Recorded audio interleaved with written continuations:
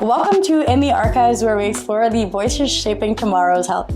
My name is Milka, and I'm your host. Today we have a very special guest, Mr. Chad Cain, affectionately known as Rad Dad Chad, to students in the TTU Honors College, as well as the alumni. We're currently, Rad Dad Chad serves as the Assistant Dean of the Honors College, where he brings a strong commitment to academic leadership and student success. Beyond campus, he is a founding board member of the Ark of Hope Foundation, where he has been instrumental in launching and guiding its vision to support communities in need. His work bridges education, mentorship, service, making him a powerful voice in both academic and nonprofit spaces. We're honored to welcome him to In the Archives. Thank you for joining us today. Milka, it's always a thrill to speak with you. Thanks so much. Oh, well, so let's dive right into it. Can you share your path to becoming the Assistant Dean of the TTU Honors College and what drew you to the Ark of Hope Foundation? Sure. Well, I appreciate your introduction, you providing the proper title that I have, Rad Dad Chad. I keep trying to put it on my business cards, but for some reason it keeps getting rejected. So it's just still listed as Assistant Dean. But I'll start with the second part of your question. What drew me to the Ark of Hope Foundation? Yes. Because it's very easy. It's a very easy question. Okay. It's people who are at the heart of this organization. And of course, I had the privilege, I've had the privilege throughout of having a front row seat, but even at the beginning, and seeing when it started here on this campus at Texas Tech, and seeing the passion, the vision, the expertise, and really the heart to serve others that was embodied in people like Becky, and Shruti, and Suyash, and Elise, and yourself. That's what, and others. I know I'm forgetting people, but that really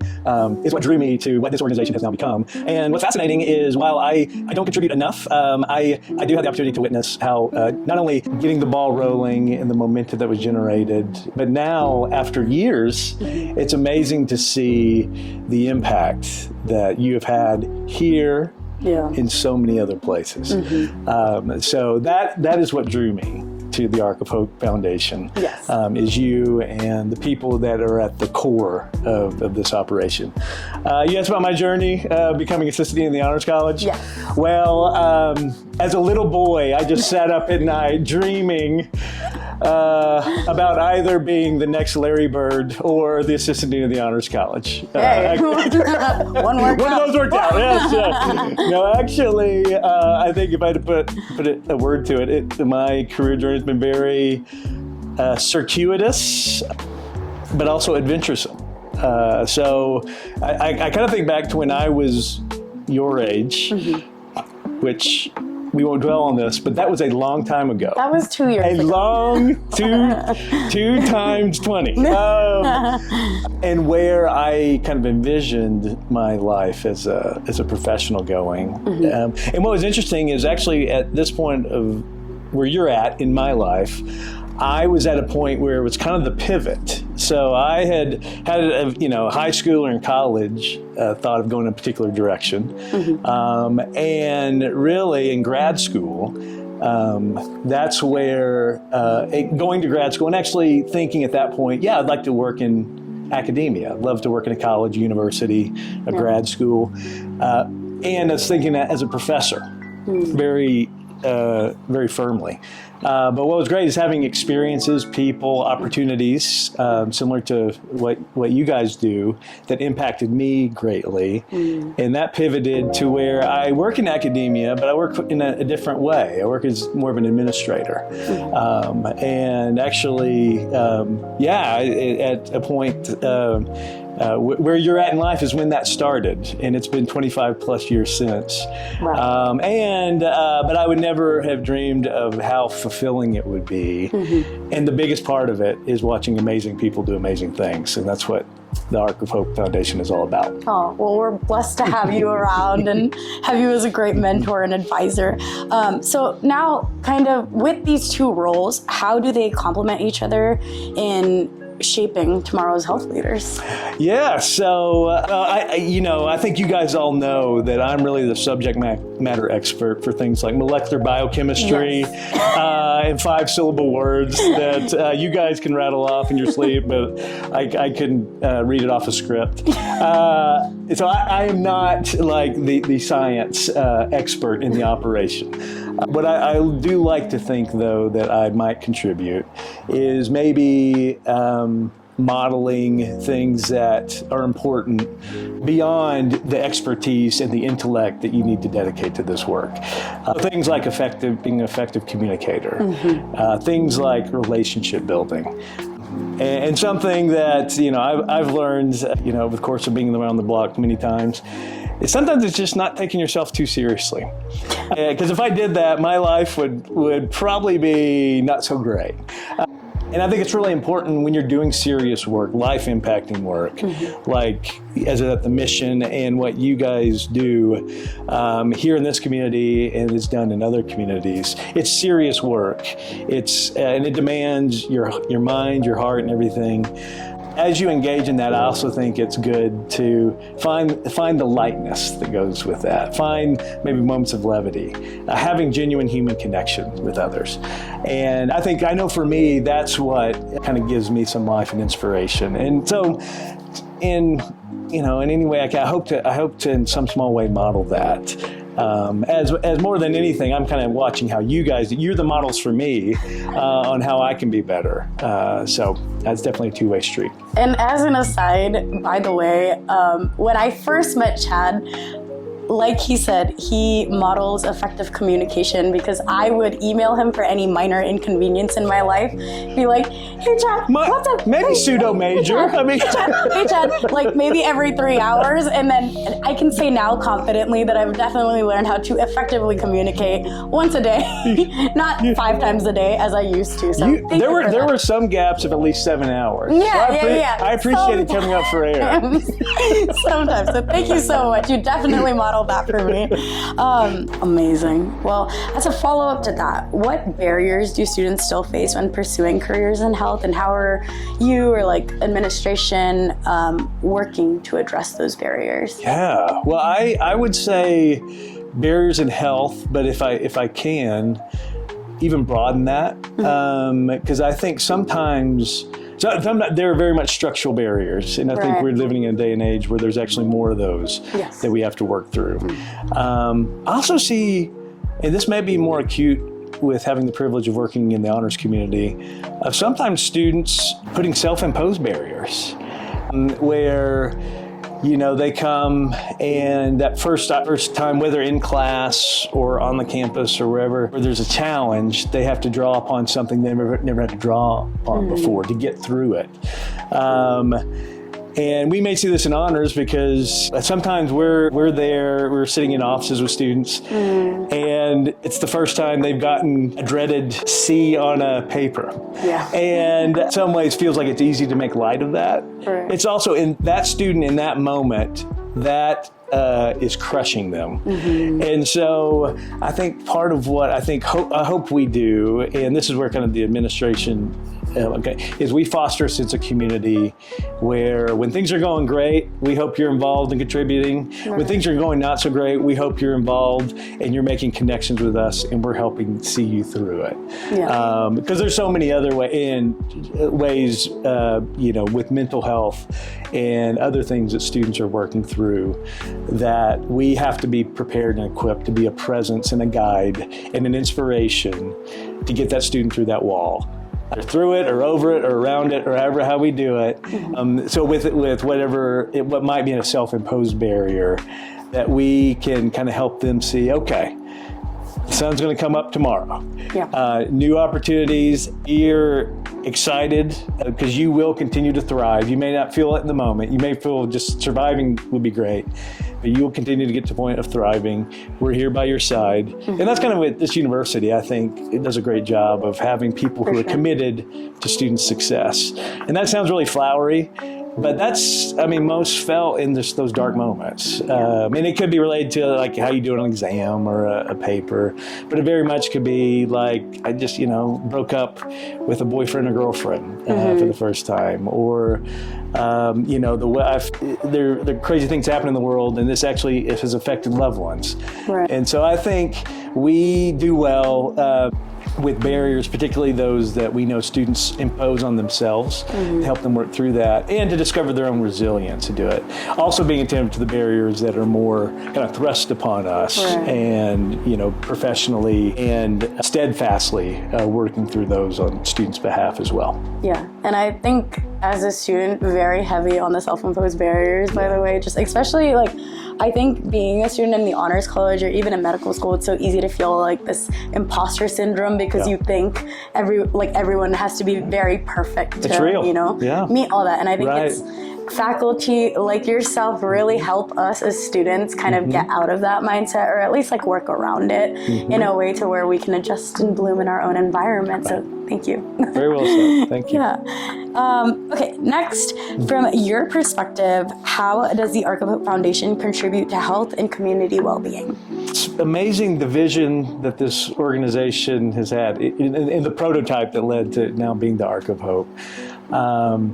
And that I remember the initial conversations that were had when this was coming into existence, and hearing first about free healthcare screenings, particularly for those folks who life has been very challenging for, and they wouldn't otherwise have access to care like this, which is wonderful and great. And then the educational component of, okay, it's not just about treating people where they're at, but educating them, making healthier choices, and kind of seeing what options are out there.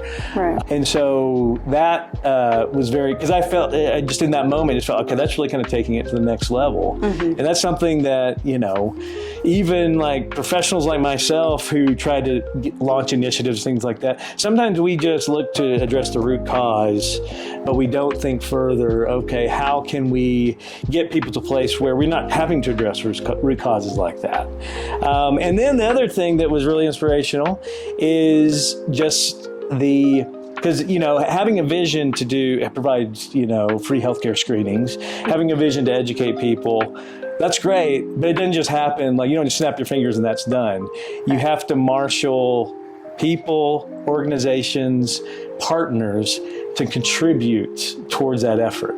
And so the time, effort, energy, and really expertise that goes into accessing healthcare supplies, educational materials, bringing in subject matter experts. And this organization, the Ark of Hope Foundation, has done those three things in really amazing ways. And that doesn't even touch on like it motivates students who know they, at their core, they're doing well academically and they're, doing the right things, but they know they need to, too much is given, much is expected.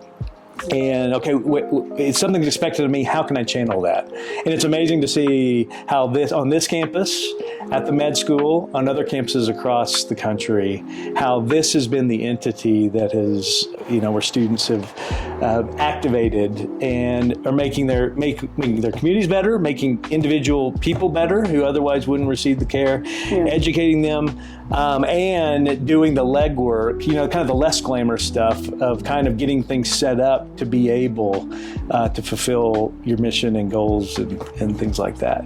Yep. So for me, that's what I've observed from the beginning, and it's really cool now to see how that has continued on over the years. And it's not over dramatizing things to say like this organization has saved lives. Yeah. And this organization has made people's lives better. Yeah. Very much the people that are being served, but I also think the people that are part of the organization, particularly with the leadership and the influence that goes there. Yeah. And it's just I could never have dreamed when, sitting in this building, years ago when it was being talked about kind of moving forward in this direction, that it could manifest itself like this. Yeah, and what kind of made you as an advisor confident in the longevity of such a program?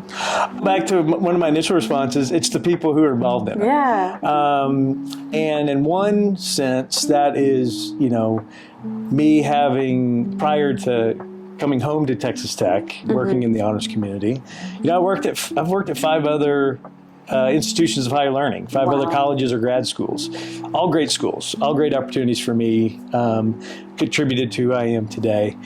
And in those experiences have seen initiatives, ideas, organizations start. And I've seen some that kind of burn hot and then fizzle.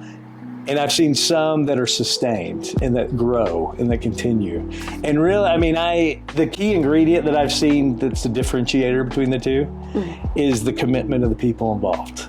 And so, kind of thinking back with kind of thinking from a longitudinal perspective. It really is just say, okay, it's I work with honor students, great honor students doing great things.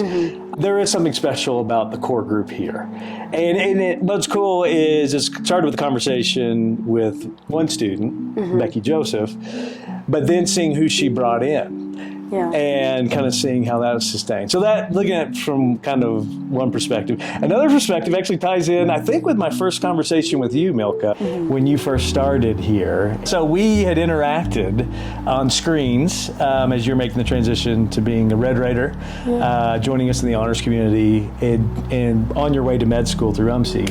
But I recall in the fall semester of your first year, being a bright-eyed freshman, and I remember the eyes, because I think then we were wearing masks. Yes.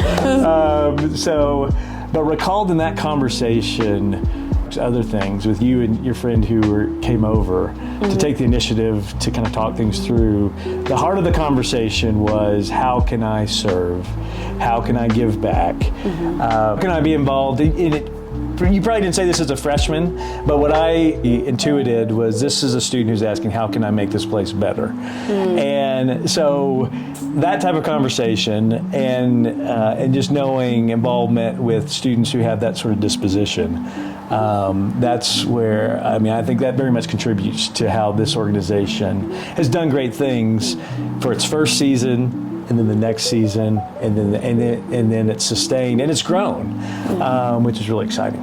Amazing. Yeah. Amazing. Alrighty, well, now I guess, can you share a story or example of where you've seen the foundation make a direct impact in this community, if you have a specific example? I think for me, it's funny, because I'm sure in posing this question to folks who watch the amazing work of this organization, it's very much the impact of the screenings, the on-the-ground work, the meeting people where they're at, the education, the work that has to be done to get everything in place to do it, more the behind-the-scenes work. I'll just be frank, the impact that I see is the impact on people like me. We live in a day and time where there's a lot of challenges, a lot of things that we work through, society more broadly, and then in educational institutions more specifically. And, somebody who sits on the perch that I sit on, sometimes that can be felt pretty deeply. But having a front row seat to watch your colleagues, the leadership, and the students that are involved, the impact is on me. And that's not the most important impact. The most important impact is who's being cared for, who's being educated, who's being brought in to do this work. But I'd be remiss not to talk about just how this has an impact on people like me. And sometimes that's what gets me through, tough day at work, things are happening in the world, these things are happening in this community. Sometimes it feels very dark. The light comes with, in the midst of this, an organization like this is flourishing, and the individuals who are critical to its success continue to show up to do the work and to affect positive change. Beautifully said. That was awesome. Now, when you look 10 to 15 years ahead, what excites you the most about the future of health and medicine? I won't do the math to let you know how old I'll be in 10 to 15 years. But looking at, so again, to touch on, I guess, what I just referenced in the response I just had, with the challenges that we're dealing kind of on macro levels. And I think it's very acute within healthcare, in science, technology. There are forces, there are kind of a prevailing ethos now that's different than I've ever observed. And I've been on this earth for quite some time. I kind of talking about the dark days. It's just, if my vantage point is just looking out there and not looking what's done here, sometimes it feels dark, for lack of a better term. But I've also lived long enough to know that sometimes it's the most darkest before it's dawn, before the sun comes up.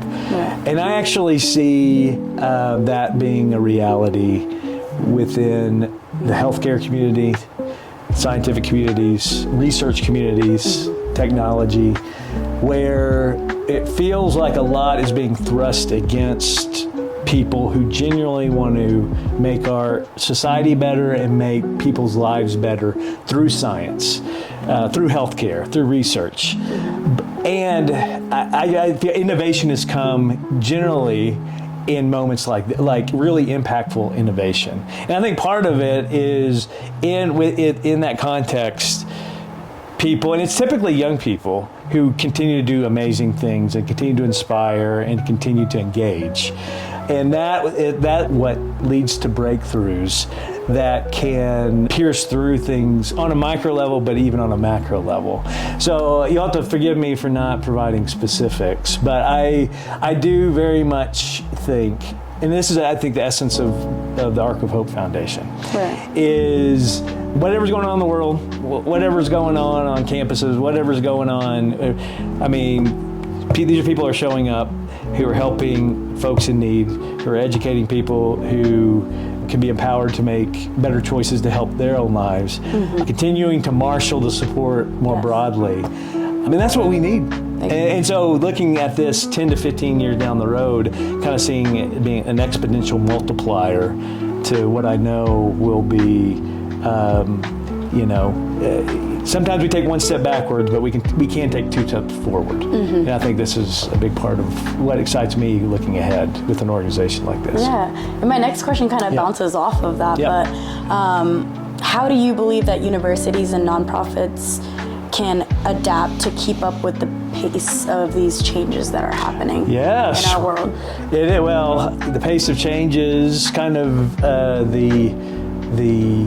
what's being absorbed, I would say, in university communities or in research communities with those who are on the forefront of healthcare. I think these institutions, I think it's important to recognize our mission. Like, what are we committed to? And a school like this, and schools like others where the Ark of Hope Foundation operates, we're committed to equip students for success in their chosen fields moving forward, and thus, through their fields, making society better. We're committed to research, to what may be intractable problems related to healthcare and beyond. And then we're committed to serve. And so I think even in times where it feels like there's a lot coming at us, we need to hold firm to our mission. And as an institution, we need to recognize we don't need to defend the institution. We need to defend what the institution is about and have the institution be the vehicle by which that can continue to happen. So I think right now we're, kind of socio-politically, we're just in a place that's maybe a little more in a defensive posture. And I think that's good because it allowing us to think more deeply about what we do, why we do it, and what we hope the outcomes will be for the students, for the beneficiaries of research, and for those that we actively want to serve in this community and beyond. And I think hopefully that sets us up for a new season that will allow us that to thrive, in a greater way. So I think, so as someone who works kind of on the inside of the institution, just knowing kind of the unique way we can contribute to lives, to communities, to research, and remain committed to that at its essence, and knowing that it's, when it comes down to it, we want to make this place better than when we found it. Yes. And so I think we can do that as individuals. We can also collectively, through institutions like, one I'm privileged to serve in, to have that as a focus and a priority as well. Nice, beautifully said. Now, how, from the perspective as an assistant dean of the Honors College, how can institutions ensure innovation benefits all members of the community and everyone, and is equal for all? Yeah. Not just privileged groups. Exactly. That has to be a priority. Yeah. And probably the best way we can do that, we can see the work of the Ark of Hope Foundation and what you do, and have that remind us that, and it's very important because we are living in a time where, and if you can look at it from an income perspective or a savings perspective, definitely from a healthcare perspective, the chasm between the haves and the have-nots is getting wider. And when I was your age, I think most people who know me accurately would paint me as an optimistic person. I was and I am an optimistic person. But when I was your age, I had a vision for, it felt very wide then, and ability to bring that closer together. That has not happened. So I think we have to be, this is part of like being an individual and working in an institution. That has to be important, because if we're not committed to what might be the less glamorous or the day-to-day work, and not having a holistic perspective, that chasm will just continue to get bigger. And that's actually not good for anybody. Even people who are on the have side, societally, it doesn't serve anyone well. And so it's wonderful to have examples. People who are basically kind of stewarding where you're at, what you've been given, who you're wired to be, and to making a difference. Ark of Hope does that with who is the people that you're in front of, serving, providing free healthcare screenings, who you're educating, who you have done the work to have resources and information and care. And that's important on a one-to-one level. I see it in the eyes of the people that you serve.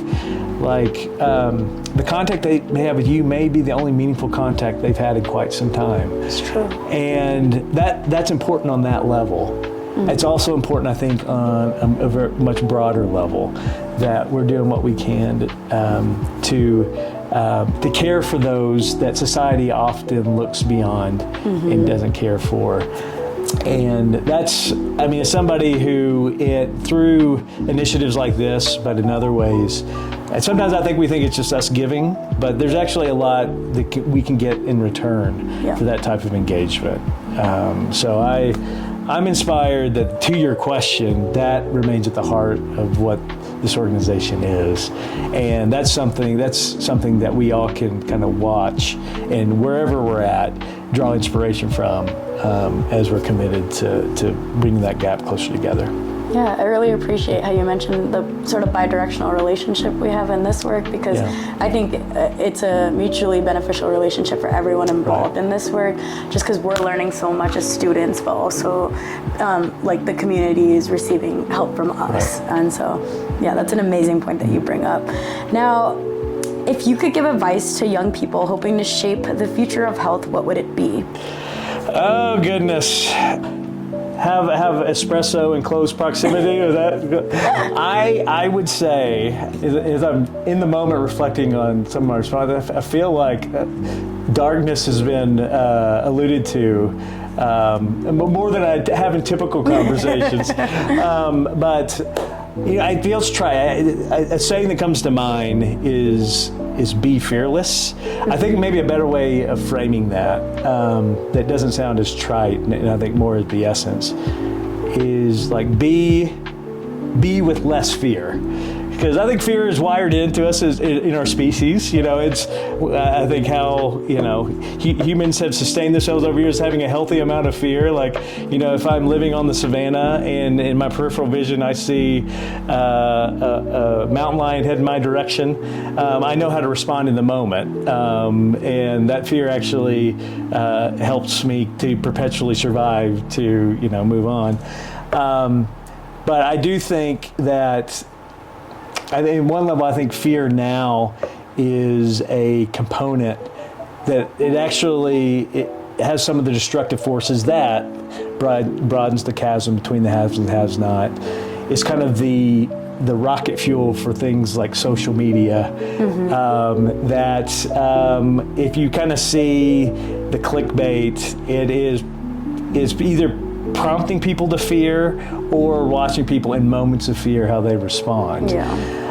So it feels like it's very pervasive. I think what's important is, acknowledging that, and as a person controlling what I can control and being a part of groups that I'm a part of, having a disposition where, okay, sometimes I've got to face my fear. And sometimes that's, as an honor student, taking a class, that putting myself in a position where, okay, I'm signing up for this class. I'm a little nervous and maybe a little fearful that I won't do as well as I want myself to do, but I know in my heart of hearts, this will be the best foundation where I move forward. Yeah. Or to have that courageous conversation with somebody who may not look at the world the same way you do, or that you feel is not living up to values and ideals they have for themselves. So that takes getting beyond, maybe operating in a place of fear. But to kind of a broader sense, and really kind of to bring it back to what the Ark of Hope Foundation does, is, you guys wouldn't have thrived if at any point you let operating in a posture of fear be, a part in the ethos. Because if it did, that would inhibit the work that you've done. I'm fearful of approaching somebody whose life circumstances are very different from mine. Fearful for, perceptions of things in society that may not allow me to have a genuine human connection.